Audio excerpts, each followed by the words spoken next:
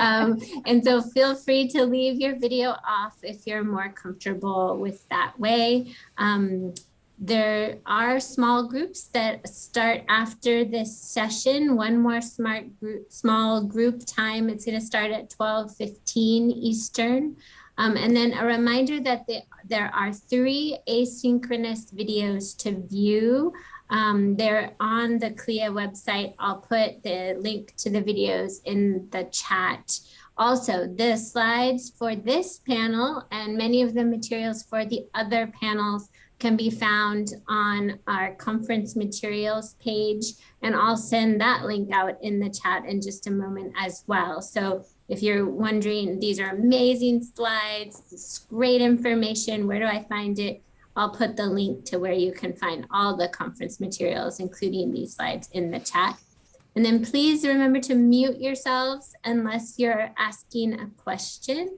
And if you'd like to ask a question, raise your hand, either the virtual raise hand function or your physical real hand.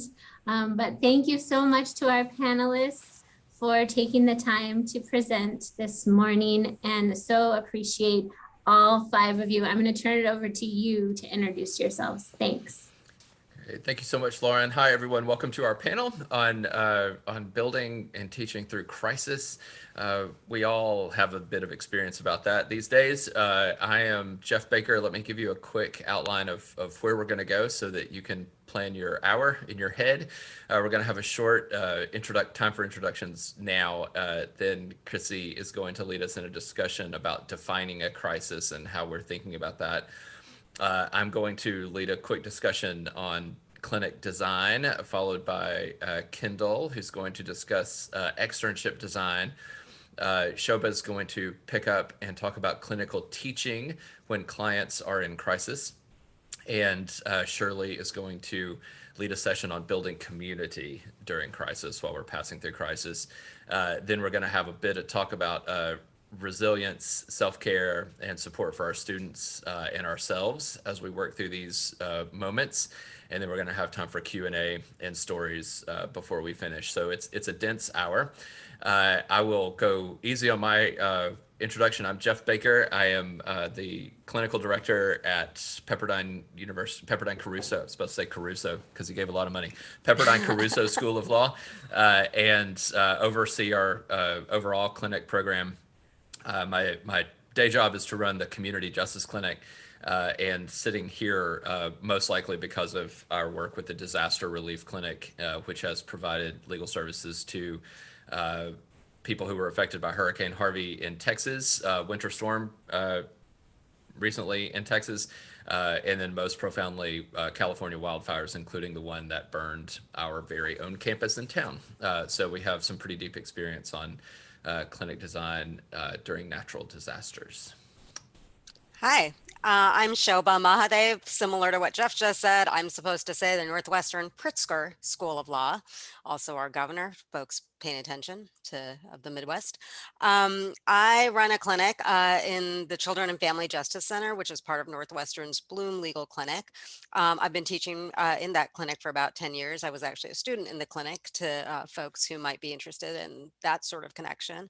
And I guess I am here because my clients are in deep distress. They are incarcerated, they are facing detention, they're often serving very long sentences or in great need, and navigating through that situation has been a challenge. Is a challenge on a good day, and in this past year has been extremely difficult and urgent. And so I'm happy to share their thoughts and what we've learned from that experience.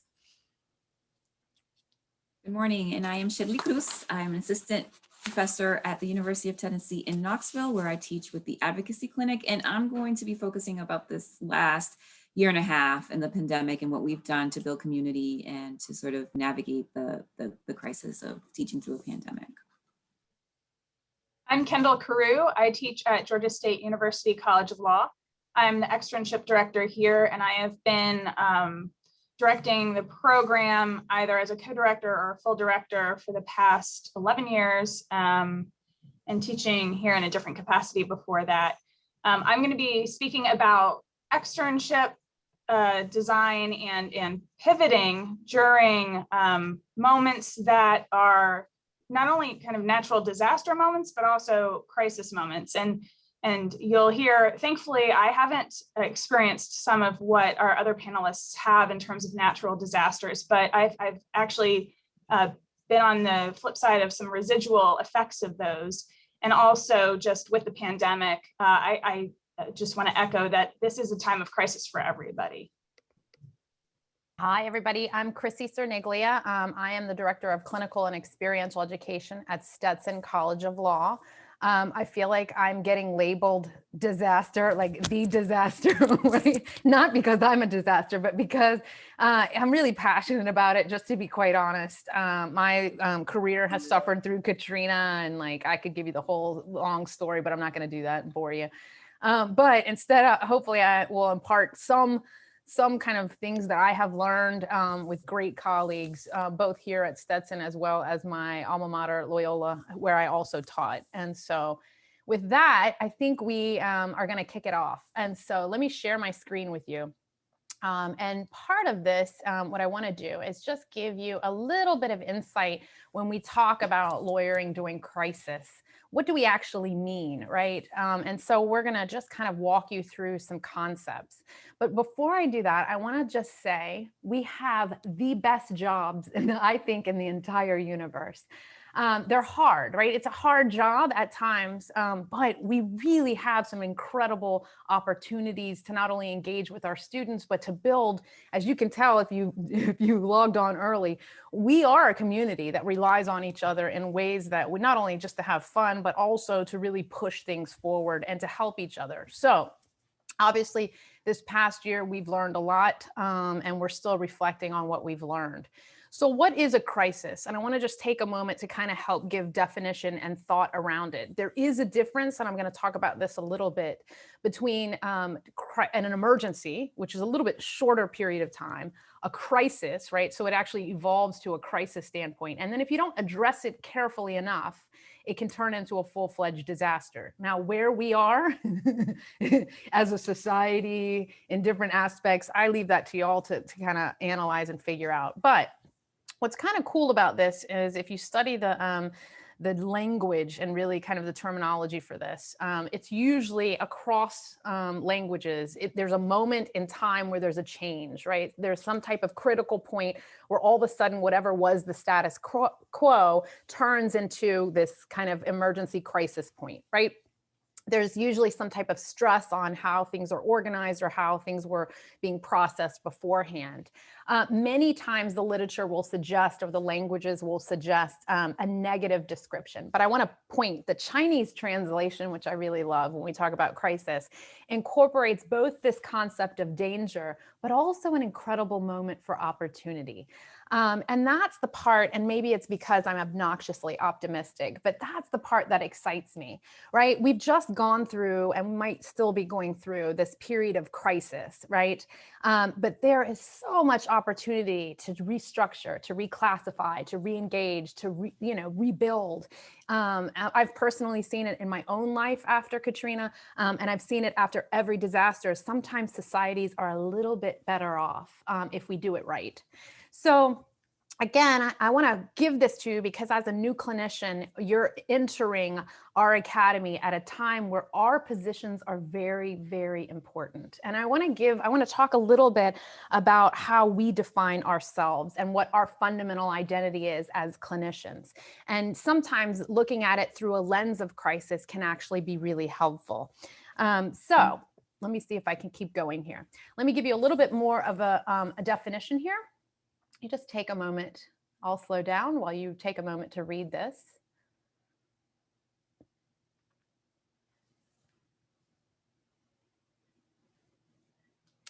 While you're reading it, I want to just point out a couple of things here, right? The system as a whole, it threatens basic assumptions. It threatens public trust. If that doesn't resonate with us right now and where we are in our modern kind of era, and all the intersections of law that are happening right now and what we are processing, hopefully that's resonating with you, right? We are coming to a point where the public did not trust government, did not trust, right? We have whole sections of society that absolutely do not trust how we've been operating. So here's where our identity comes in as clinicians, right? We are the people who usually give voice to people who do not have a voice in our society. We are the ones who take the cases sometimes that nobody else will take. We are the ones that will bend and be flexible, and we will address issues. We are vocal on campus many times, and we are considered kind of the doers, right? We don't necessarily just sit and think and ponder about it. We actually take some actions and get something done. We address community needs. And how we do this when our community is suffering in crisis, or we are suffering in crisis, or our student is in crisis. All of my colleagues on the panel are going to address this kind of in their own realm and give some suggestions on this. But I just want you to know that you're now a part of this incredible community that really does have a foundation of giving voice and addressing inequities across the society. And so our responsibility is making sure that we showcase that. We have to showcase kind of leadership and a leadership role in these times of crisis, and showcase to our students that lawyers as leaders are some of the most trusted people, right, in rebuilding after crisis. And so I share that with you. I love this slide. This is why we even have slides, because I love this slide. I think this article is fantastic, but it helps define how crisis is defined, right? Many times it's unique to whatever the community is. There's not a single solution or a situation. Many times it's unexpected. I mean, how many unexpected events did we process through in the past year? Sometimes it's confined to a small population. So, and sometimes it disrupts a system as a whole. It's sometimes unwieldy and uncontrollable. And then usually this happens, right? Right after a crisis event, all of a sudden, and you can see it now, there's a wave of public policy changes, both for the good and for the bad, right? And so these public policy changes, what we are noticing now is a whole bunch of legislation is rolling out. And how we are addressing the after crisis moment of really redoing policy, really rethinking, this is where voices can be needed and be really helpful to kind of address that. So again, there is a difference between an emergency, a crisis, and then a disaster. And again, if it escalates from an emergency to a crisis, and then if you don't address it in the time, right, if it's totally left unaddressed, it can worsen into a full-fledged disaster, which can really cause widespread kind of panic and disruption in a way that, we don't want. Anyway, we give you these slides as reference points. And hopefully this will help you. I know my colleagues, and I'll turn it over after this, but I know my colleagues will address this of how does your clinic respond in a crisis, right? How can clinical education respond when your community is in crisis or when you're in crisis? And do you have the bandwidth, right? Because there's so much that's on our plate, and how do we handle those stresses? So hopefully this sets up the rest of our discussion, and then I'll turn it over to whoever is next. Thanks everybody for your time. I'm next. Thank you so much, Chrissy. I think I'm next, right? Everybody's nodding at me. Yeah. Okay. So yeah. So very happy to see everybody. Thank you to Chrissy for that. It's such an important way to set this up. I'm going to now that we've sort of established what the dynamics of a crisis are, talk about clinic design and pivoting in a crisis. And if you will permit me some just absolutely gross self-promotion, I'm going to, in the chat, drop a title and a link to a law review article.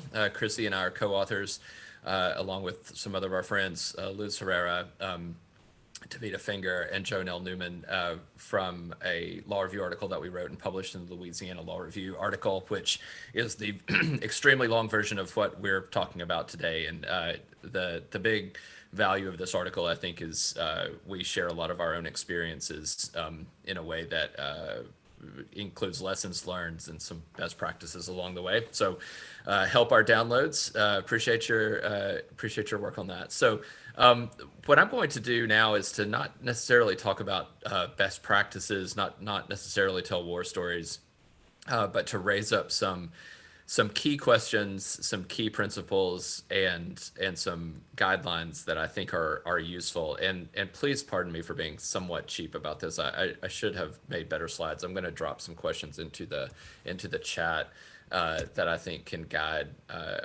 my discussion a little bit. And I may add these with grace to Chrissy's PowerPoint before she shares it. But a note, this is the new clinicians conference. Admittedly, sometimes as a new clinician, you may not have the jurisdiction and authority and power to say, hey, I'm going to do something brand new with my clinic or totally change the subject matter or launch something new. That's true, but in time you will. And even now, some of these decisions are going to be the things that you can operate within your clinic, within the jurisdiction that you have, even as you're getting started, if you find yourself in crisis. So a couple of questions to start with about how to think about pivoting and changing, responding to a crisis, whether it's emergency, crisis, or disaster along the spectrum that Chrissy described. One of those top key questions is this crisis in the community? And I mean by these questions, what are you going to do with your clinic? What are we going to do with the clinics we run? Or what are we going to do with the programs that we have to respond in the middle of a crisis or as we see a crisis coming? Is the crisis in the community, the law school, and the clinic, or both? Sometimes we are responding within a clinic or within a clinical program to something in our community. To something that is happening with our clients or in our community, but may not necessarily be touching us. Sometimes it's the law school itself, and then sometimes it's both. I've been in all of these situations. We launched our disaster relief clinic to serve people in Texas with partners from California with FEMA appeals, and it could be a little bit abstract, and we learned some lessons and did some good work. But we've also had a wildfire that burned our own town and our own campus and displaced our entire law school and university community, and we were responding in that context as well. These are questions just to identify some first issues. Is the crisis affecting our clients in existing clinics, or are there potential new clients whom we need to help? In Jonelle Newman's clinic in Miami, she was running basically a health access clinic, which turned into a disaster clinic because her clients couldn't find access to the work, to the resources that they needed. In our disaster clinics, sometimes our own clients were affected by the disaster, but more often we were looking to help people who needed access to justice very, very quickly. All of these questions inform the kind of moves that you might think about making pedagogically in law practice. Is the crisis related to an existing practice in your scope of practice, or will you be adding something new? And then that leads to questions of competence, of expertise, of research, and how do you tool up to do something that we haven't already been doing in our practice? And are we just going to expand it, or are we going to have to set something down and pick something new up? And then that creates a problem of professional responsibility because we as lawyers, especially with the clients already in our care, we have to make sure that we're taking care of our existing obligations, unless there is a way to triage those and table them for a while we're running through whatever we have upcoming. And is the necessary work in the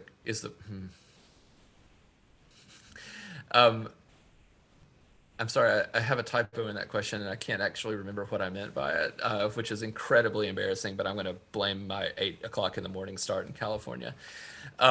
Is there work that we have, here's what I meant to do. Is the work that we have to do in the crisis necessary to sustain what we're already doing? Sometimes the crisis might adversely affect what we're trying to accomplish when we get out into the work, and to keep going with what we're doing. And then do we have the capacity to respond professionally, either financially, with resources, with our own capacity, with whatever we're doing, being necessary to do the work that we're already doing? Can we fulfill it?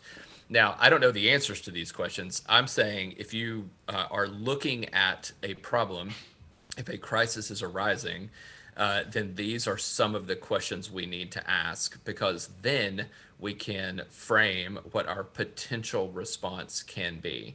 And I'm assuming in this discussion that what we want is an effective, sustainable, professional, pedagogically appropriate law clinic. Something that will respond to all of the core needs that we have. My next notes that I'm dropping in the chat are some key principles that I think will guide all of this discussion as we decide whether and how to respond to a crisis.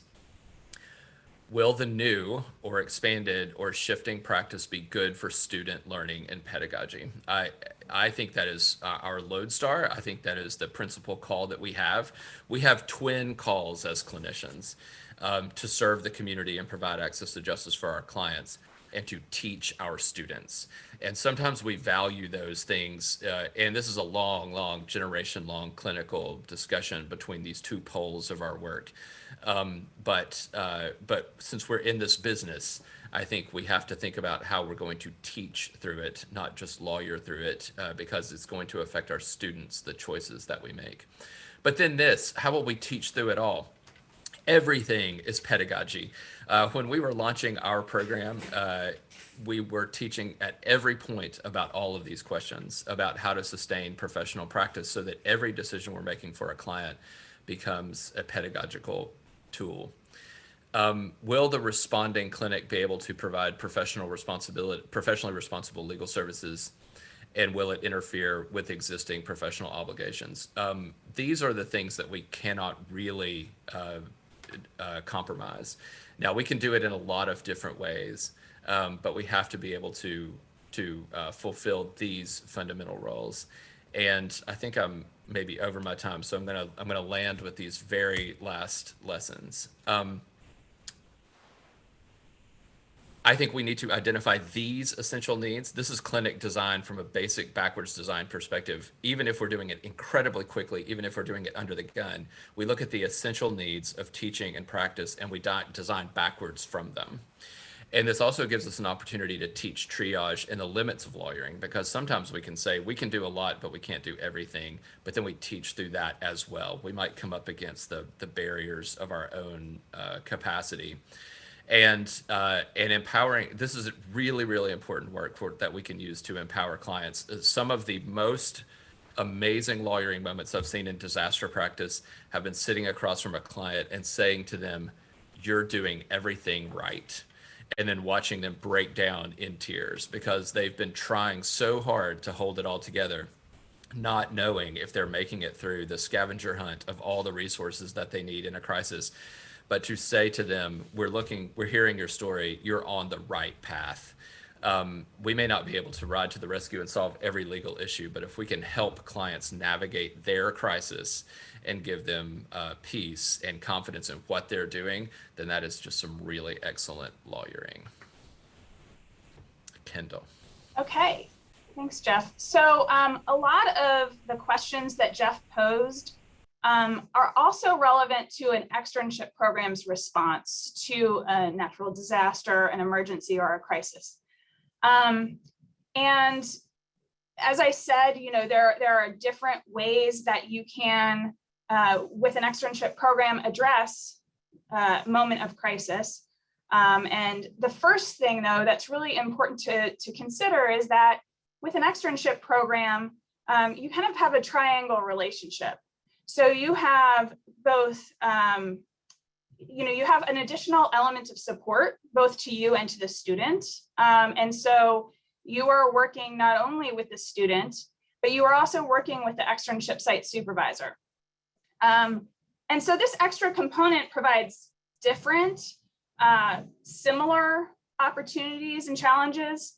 But there are also some things that I think are really advantageous that can help an externship program to meet certain needs that the community might have that, even across the country, not even your direct community. So The important components are really just thinking about communication, relationships, and creativity. So I teach my students in my externship seminars focused on professional identity formation. So what do students want to be as lawyers when they enter practice? And one of the things we talk about is networking and business development. And I keep coming back to that idea of networking is building relationships and then sometimes accessing those relationships. And that's what we're doing sometimes in these moments of crisis. And we're all supporting each other. We're all giving each other something that's needed. So with externships, we have a lot of different externship placements. No matter how big our programs are, there are a lot of different organizations that are likely involved. And so we can help meet a certain need depending on who is in our community and who we might be able to work with that way. And our externship sites can help us to brainstorm solutions. Oftentimes they're closer to the actual work that's happening on the ground. And so they can help us figure out some of the answers to these questions and really be our partners in teaching, which is what I always impart to my site supervisors, that they really are the teachers at the externship site teaching that component of law practice that they can't see within the confines of their doctrinal classes. They can also help teach students in that capacity how to actually operate in crisis in real time, right? They're addressing it at the same time as the students. And the other opportunity is that we really have, and I want to make sure that you leave this conference with the notion and the knowledge that we have an amazing national community. So even if you are at a school that is on its own and not in a big city. So some externship programs operate in cities where there are consortiums like BASE or GLACE, or I'm going to put a shout out because I see Elizabeth Grant's on the call, GALE, which is the Georgia Association of Legal Externships. But there's a national community, both through CLIA and the CLIA's externship committee, but also through AALS and the externship committee that's part of the clinical section. And then so you can rely on other people's expertise, call up Jeff or Chrissy and find out how that's worked if you're facing a natural disaster, for example. And then there are challenges, right? We do have so many externship placements and they're all diverse and disparate.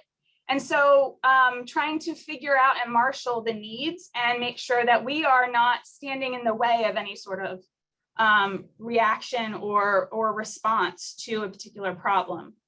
There are many different ways of doing things and many different ideas. So while you're brainstorming ways to handle responses, you're also having to kind of navigate that a lot of people may have different plans for how to respond.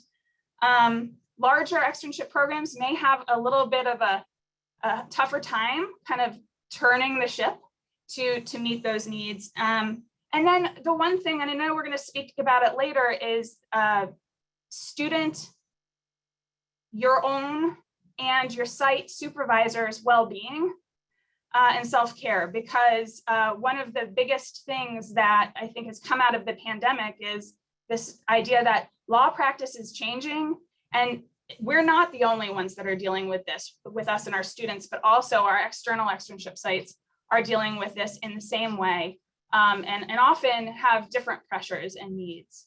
I wanted to give a shout out to the article that Jeff dropped in there. I know he didn't want to be self-promoting, but it is really an excellent article. And it does contemplate what externships might be able to do in terms of a natural disaster response. And a lot of those types of ideas could really be incorporated, and some were incorporated with the pandemic. I know that I'm probably getting close on time, but I just wanted to tell you kind of a couple concrete things that we did, and I think you will continue to see if you're an externship clinician. So one of the things that I dealt with respect to the natural disaster that I was mentioning is we took in students that were displaced from Katrina. And so, we had to be creative. We had to communicate with our sites. We had to access relationships and say, these students need a placement. Can you help us, right? And where might we be able to fit that need? I know other externship programs were trying to actually help meet the need in New Orleans, but that's kind of how we were part of that. And I took some of those lessons and applied them to the pandemic, because all of a sudden last spring we had, for example, judicial externship placements that all of a sudden the students were displaced, right? There was nowhere for them to go. The courts shut down.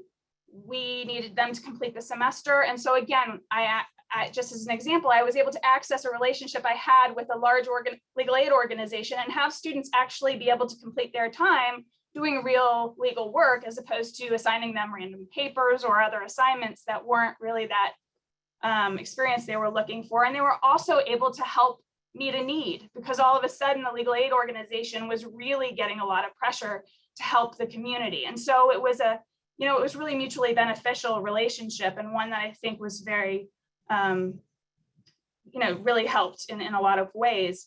And then, of course, just the idea of pivoting to remote and virtual placements and having those opportunities to think more broadly about how is law practice changing, how can we change along with it, rather than stay within the kind of blinders that sometimes we have in legal education of this is the way we've always done it, so this is the way we should do it. And so I will just leave it there. And I think Shobha, you're next. Yeah. Thank you. So I feel like this section of what I want to talk about is really to identify some of the things that have already been highlighted, right? Like we're talking about macro and micro crises in certain respects, right? Like macro being, oh my gosh, there's a pandemic or there's this natural disaster. Micro being, how is that affecting individuals or individual circumstances or different, maybe even practices of law. And so, one thing to put out there is to state the obvious is a crisis exacerbates the situation of people who are already vulnerable, right? That's the issue. And we are people who stand in that space of working with people and hopefully trying to advocate for them and do positive things for people who are already vulnerable. And so, just to name it, that could be incarcerated populations, folks who are in detention situations, folks who rely on social or governmental support, people who might be concerned about their immigration status, people who are trying to access all kinds of benefits. And then just the obvious one in the pandemic, people who are suffering from vulnerable health conditions, right? And so there's a lot of populations that we might be working with and that we're already in a precarious situation. One thing that Chrissy said that really struck a chord with me, I want to say, is this idea that a crisis can move to an emergency, right? Like, and if you think of people who are already vulnerable, their trajectory might be very quick. Something that is already a crisis turns to an emergency very quickly for them. And so for us as clinicians and our students, we're being forced to respond in ways that we may not have predicted and do so quickly, right? In ways that are taxing to us personally and challenge our teaching models. All of our best laid plans is what we're talking about might have to go out the window or be changed, right? So one of the principles I would put out there that I think all of us have talked about is teach it up, right? Like, be willing to teach up what we are doing. Sometimes it's worth saying out loud exactly what's happening, right? Like we thought we were going to be in court. Now we're not. Everything's shut down. So here's what we're going to do. Like that is a valuable lesson for a law student, for a lawyer, and for someone who might be contemplating going into the teaching profession. And I say that because I think a lot of people, clinicians, teachers, lawyers felt self-conscious about having to do that. And I don't think there's anything to be self-conscious about. I think we can teach it up and name it, right? And so to name some of the crises and possible responses, right? Litigation and advocacy, I just sort of carroted that as one idea.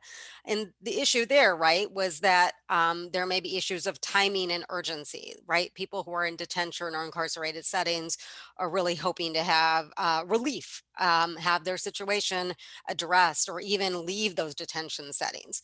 And you have systems that are under stress and literally stopping that from happening because they're shut down or unable able to address the situation, or there's just no real pathway.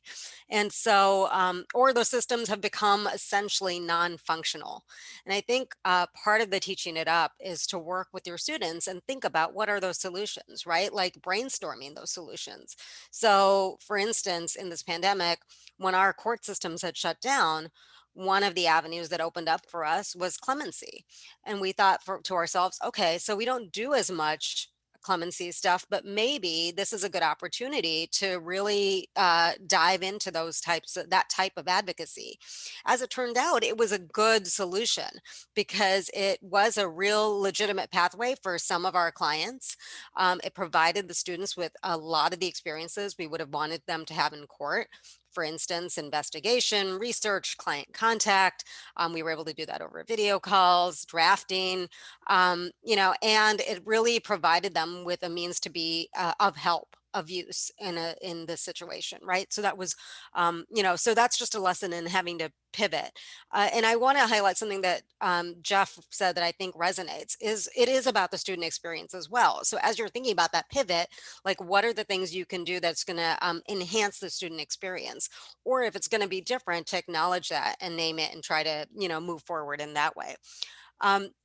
Another need, right? Emotional, physical needs, and even sheer medical needs in this time period, as an example, right? That are of our clients in particular. And so, what's the response there? What are the things that we as clinicians can actually promote?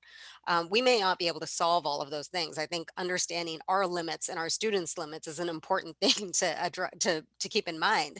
But one thing that we were able to do is, okay, if we can't visit them, can we try to enhance the frequency of calls?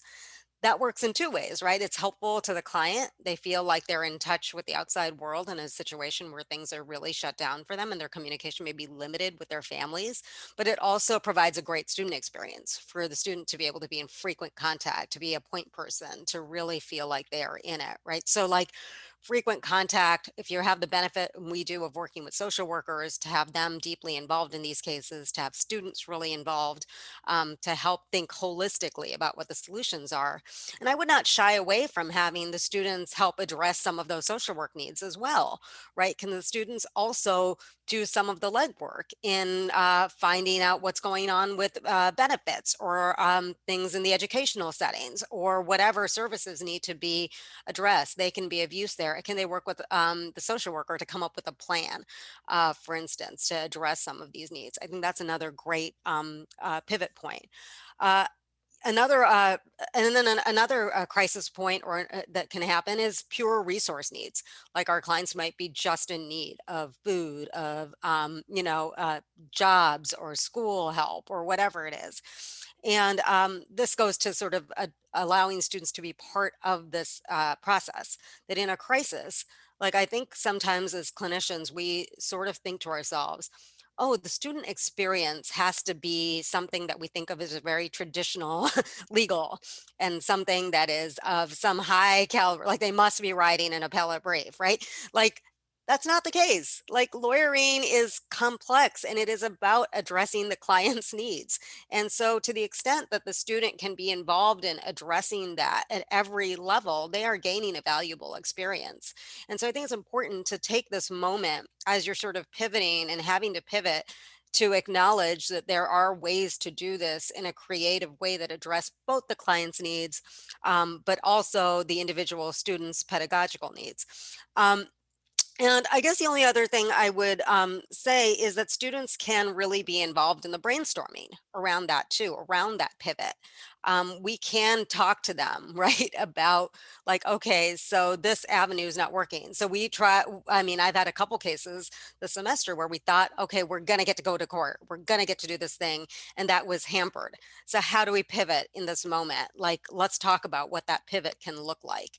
And I think that helps our students become the types of lawyers that we hope to aim to be ourselves, and to be really well prepared to navigate the realities of a complex legal world. So I'm going to leave it at that and toss it to Shirley. Thank you, Shobha. So I'm going to sort of pick up on this theme of community, right? So you'll see that you are entering a world where we are just so like being together is part of the success. It's how we support each other. It's how we grow. And so in the pandemic where we don't have that community, like what did we do? How do we shift? How do we maintain one of the best things about clinic, which is that sense of family, that sense of community, that sense of belonging for ourselves and for our students. So over the past year, we wanted to make sure at our clinic at UTK in Knoxville that we still had that sense of community, that sense of belonging for the students, that they still felt like they were part of something and that we didn't lose it from being in a hybrid experience, from some students working virtually, from not being able to like go out in the community and do the work that we normally did. So I'm going to talk about a couple of the things that we did for the students, for ourselves, and then for the community to sort of stay connected and engaged in this time of crisis during the pandemic where people can feel really isolated and not getting sort of the best of the clinic experience. One really simple thing that we did that amazingly created a huge sense of community that the students have mentioned that they love and really appreciated is a simple email on Mondays. So we called it This Week in Advocacy, and it really helped me as the professor to sort of reflect on like, what are we doing? What's the crisis at this moment? What's going on? How do we need like to readjust things and be flexible? So I'd send out an email on Monday morning saying, here are the updates. Forget about what the syllabus says. This is what we're talking about this week. This is what we need to focus on. Here are the meetings that are happening. Here are your fellow classmates that are doing work. Because they didn't have an opportunity to really talk about it, right? They weren't in that clinic space where they're like, here's what I'm doing, here's what we are doing. So we would let them know, like this week, this team's going to be in court on Monday, or they're doing a negotiation on Thursday, and sort of letting folks know, like we're still doing real work in this pandemic. Announcing meetings, but then also celebrating the students and letting them know that they were doing amazing things during crisis. So we call it a shout out. So a shout out to the team that negotiated something last week, a shout out to the team that was able to pull together a community meeting, whatever it might have been, like giving out these shout outs to just like encourage them, to let them know, like we see that you are doing amazing work.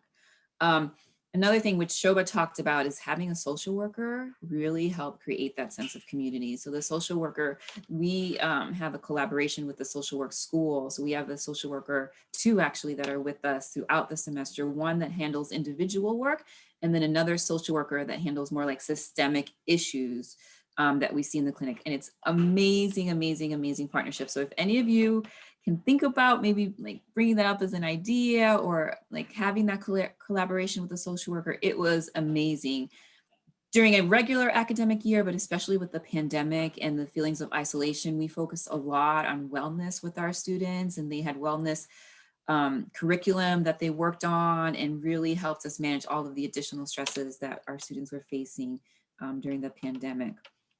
With regards to community work, there was really a moment of racial reckoning within ourselves in the clinic, because we work in East Tennessee, which is a majority white community. And we had a moment where we looked at ourselves over the summer and we said, who are we working with? Who are we helping in this time where our communities of color are in crisis? Are we serving them? And so we started this racial justice listening project to really sort of slow down and say, who are we serving? Who are they? Literally, who are they? We had meetings and interviews with community groups saying, like, what work do you do? Who do you serve? What issues are you seeing? With no promises that we could like intervene, but just to try to figure out who is in our community, what are they doing, and where might there be some possibilities for collaborations? Where might there be some moments where we can shift and pivot? And so that's what we'll be working on this summer, sort of identifying, okay, what are the next steps? Can we pivot? How do we pivot? How do we try to meet some of these needs with regards to racial inequities in our community, and sort of really shifting our work to do that. And then last, and sort of transitioning into the next topic, is creating community for ourselves. Our clinic is tiny but mighty. There's just 5 of us that are full-time, and we're all busy sort of doing our thing and trying to like keep our heads above water, especially during these times of crisis. And so thinking about that, and how do you build community when you're in these moments of crisis, but also sort of isolated. For me, I joined the CLIA rounds, the online rounds. So if, when that is promoted again, I think they're going to do another round, if not in the fall, in the spring. I would highly recommend it, especially for a new clinician. It was a mix of transactional clinicians, litigation, policy, externships. We all had rounds for ourselves, like issues we were dealing with our students. How do I work through a student who is not working well in a partnership? How do I work with a student who isn't maybe respecting me as a woman of color in my clinic? How do I like make sure that they're doing the basic administrative work? And having that sense of community is so important in a time of crisis to just like ground ourselves. Also thinking about doing the other work that we need to do. So with regards to scholarship, so having that community that can kind of keep you grounded so that you can focus on like scholarship or proving your scholarship. And having that additional support. My writing circle turned into a support group for us. We were just like, oh, how do we handle Zoom? How do we handle this? Like, this is just like, it was support. I don't know that we did a lot of writing this year, but it was an amazing support system. So really encouraging you to take care of yourselves, to think about how to take care of your students and like have that self-care in order to continue to have a supportive and healthy community. And now I think I'm going to kick it back to Kendall. Is that right? Wait, can I add two more things? Sure. As y'all were talking, I just thought of two things that I think are really practical for new clinicians. One, when you're designing your syllabus, Shobha, when you said this, I think this is important. Remember, the syllabus is really the course policies and contracts. So you can have a separate syllabus and then a schedule that changes, right? And so having those as two separate documents can be really important for the flexibility that you need. I just want to say that. And then the second is when you're designing, you may also want to think about creating a pipeline for social change and change agents. Like we created a disaster law class where the students are drafting FEMA appeals. That is creating a pipeline of FEMA people who know how to do FEMA appeals after disaster. It's stuff like that we are creating new agents out there for change. All right, I'll stop. I just got excited when y'all were talking. So I love when Chrissy gets excited. She always has good points to make. So, you know, we also wanted to focus on, and Shirley started this part of the conversation. We really just wanted to make sure that you, especially kind of entering into teaching and clinical teaching in particular, which you know is so rewarding, but also we're doing it. We're in the trenches, and there are different challenges and different opportunities that we have. But one of them is, and I think there's a lot of us who, if we were being really honest, would say that we're not the best at self-care. And so I know I am at least not the best at self-care, and that during the pandemic, this was something that I felt I really needed to start to prioritize. And so, you know, we wanted to make sure that we included this because in these moments of crisis, the last person we think about as clinicians most of the time is ourselves. It's just the nature of who we are. And so we wanted to give you some tools, just some ideas of things to think about with respect to your own self-care. You know, maybe as you're starting your career, if you incorporate these, you will be a little bit more intentional and better about doing it along the way. And so I think Chrissy was going to, I have a couple of ideas, but I can go last. Chrissy, you were going to share something that you had looked at. So I'm like a master at this. Like, I'm not going to lie to you. I'm really good at self-care. I have a massage scheduled for tomorrow. Sign up for Massage Envy. I think that's really important. I garden. That's a fresh flower in my back, right? That really juices me up when I get a nice fresh flower going. I have essential oils right here in my desk that I pull out all the time. Like, you know, when I get really stressed, I'm grabbing stuff right now that I did not anticipate grabbing, like my daily gratitude journal, meditations for busy women. Like, I've got all kinds of, you know what, that is all over the place at any moment of the day. It's like a bag of self-care. But something that I think this is what Kendall was referencing, not all that other stuff that I just talked about, but it's very important, that other stuff. There is something on Microsoft Office called Cortana Reports that I've just recently started paying attention to and getting a hold of. And it scares me sometimes because it's a report on your wellness or how active you are or how you're collaborating. I think deans are going to start using this to see like, oh, that girl is working, right? And she's working a lot and she doesn't necessarily have any breaks on email, or she's working on the weekends and all that other good stuff, right? These reports, I think, are important not only for our deans and administration, but I think they're important for us to monitor. So I was really upset the fact that I didn't have one quiet day on this report. I was like, what? Am I always on the computer responding? Yeah, I'm always on the computer responding, because if I don't, it's going to pile up. So I was really mindful to just read that report and then take a break. I got out of town for 3 days and just plugged away. Like, I just unplugged. So I think that's an important thing to monitor for us, because we're caught up in the work. We're passionate about it. We love it, right? At the same time, and it's hard to say no to students, right? I don't know if y'all feel that, but like, you're mentoring them and you want to do the best you can to mentor. At the same time, you know, it takes 2 engines to run a plane. If one is not performing, meaning the student, you can't overperform, because the engine will burn out. So just monitor your own engine and don't overcompensate for the student that's not performing. That's my advice. I'll stop there. And Jeff, you had some. Oh, sure. And this may be illustrative of my own bad personal self-care, but I'm going to talk about how to teach self-care to students instead of dodging it myself. But there are 2 ideas I want to promote right now.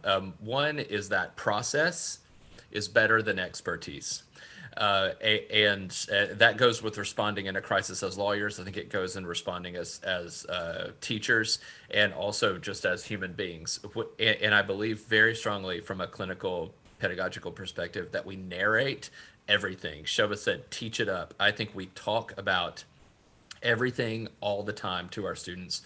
And knowing why we do something is essential to clinical education, and then communicating that why to our students is essential about education. And the metaphor of the plane without engines is, I use versions of that all the time, and talk about how we cannot be good lawyers if we are not in a strong and healthy place ourselves. So if we are interested in justice, we have to take care of ourselves. Now, more practically than that, I have over the last several years in different places in my curriculum actually like had in-class yoga with students. If I've had yoga instructors that I could access, some of my colleagues take in-class hikes up in the hills above campus. This semester in clinic on Zoom, I gave my sort of spiel about self-care and wellness and resilience for justice, and then gave them an assignment to leave their apartments, to turn off Zoom for 50 minutes, to walk outside, to do something that gave them life, and then to assess it, had them write back and say what they did, so that and I made them promise to get off screens. So I think whatever we do about this, we have to be extremely intentional about it. We have to name it, and then we have to put it into practice, because this is, after all, experiential learning. And I'm going to be super brief just so that we have time for questions, in case anyone has any. But I'm actually going to say something a little controversial and different than what I meant to say originally. Sorry, panelists.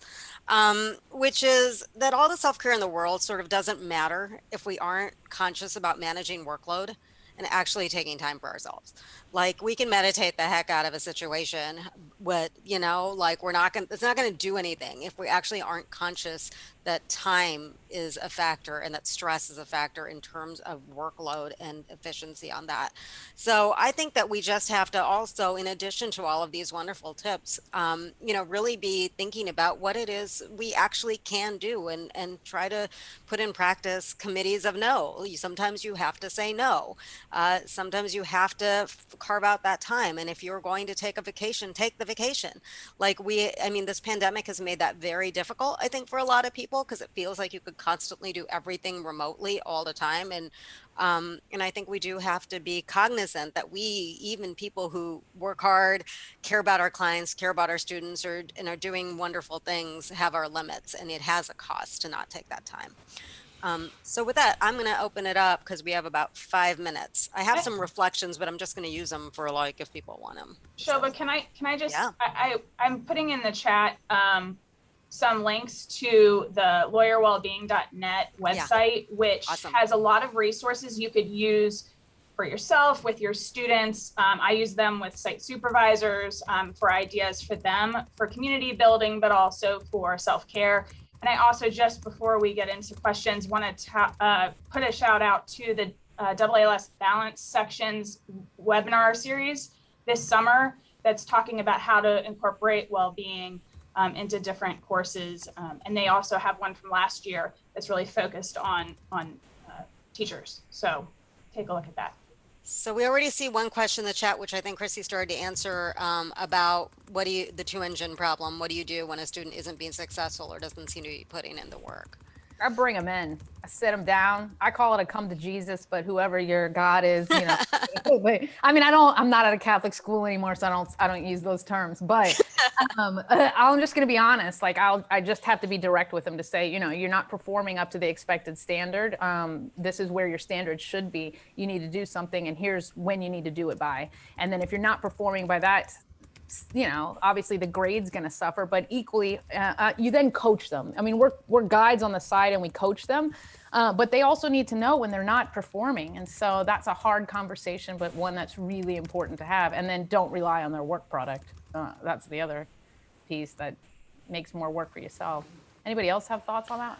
Yeah, I'll say, and this may not be useful in the immediate situation that Madeline is identifying, but I've seen this happen in my clinics and have learned along the way that I can try to inoculate against that problem by setting extraordinarily, radically explicit expectations about the work and about what we're going to accomplish very, very early and often. And so it's not a surprise to them when it comes up. So then they're not surprised by the intervention that Chrissy is suggesting. So that may not be your situation, but I know the problem when those situations have arisen with me, it's usually because the students weren't somehow clear about what I expected of them. And so setting those expectations early and often can help them rise to the occasion, and then it helps inoculate the tension when they find themselves in a problem because they know they are. I just wanted to add, I put it in the chat.